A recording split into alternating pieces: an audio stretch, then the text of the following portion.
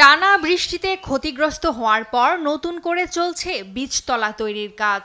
ফুলকপি, বাঁধাকপি, লাউ, শিম, টমেটো সহ সব ধরনের শীতকালীন সবজি পরিচর্যায় ব্যস্ত সময়ে পার করছেন কৃষকরা। এরই মধ্যে অনেক জমিতে বেড়ে উঠেছে শাকসবজির চারা।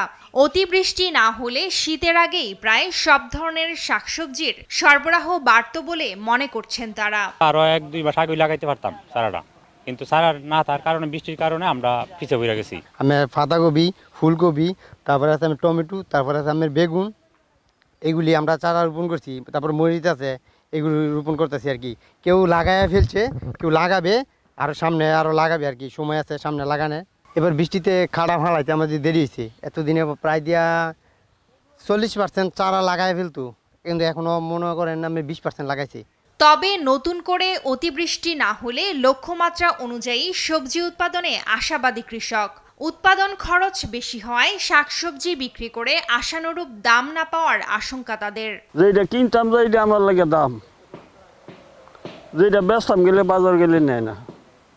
এই যে একটা বাগুন গেছে বার করছি, যে হাটে দাম পাইছি, পরের হাটে আড়ো নিলে 200 টাকা মন, 100 টাকা মন, বেচনও যায় না। যদি মনে করেন বৃষ্টি বা ঝড় তুফান না আসে, এগুলি যদি আমরা ভালোভাবে বিক্রি করতে পারি তাহলে কিছু লাভবান আমরা হতে পারি।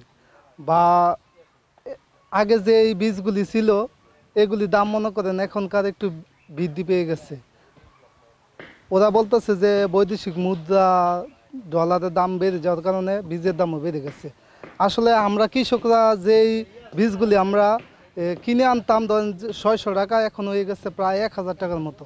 বৃষ্টিতে বীজতলার ক্ষতি কাটিয়ে শীতকালীন শাকসবজি উৎপাদনে কৃষকদের প্রয়োজনীয় পরামর্শ দেয়া হচ্ছে বলে জানিয়েছে কৃষি বিভাগ।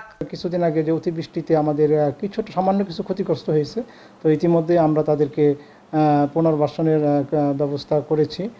পাশাপাশি আমরা তাদেরকে উন্নত জাতের বীজ সরবরাহের কিন্তু আমরা ব্যবস্থা নিয়েছি, এবং আমি আশা করছি যে আগামী মৌসুমে গত মৌসুমের চেয়েও যে আমাদের যে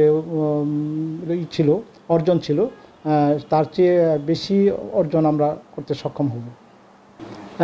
শীতকালীন সবজির মধ্যে এখানে বেশিরভাগই আসলে ফুলকপি, বাঁধাকপি, সিম, বরবটি, লাউ, কুমড়া থেকে শুরু করে সব ধরনের শাকসবজি আসলে আমাদের এই নরসিংদীতে হয়।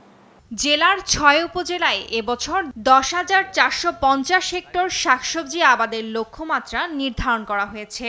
নরসিংদীর উৎপাদিত শাকসবজির 70 ভাগই সরবরাহ করা হয় ঢাকায়। নিউজ ডেস্ক, দেশ টিভি।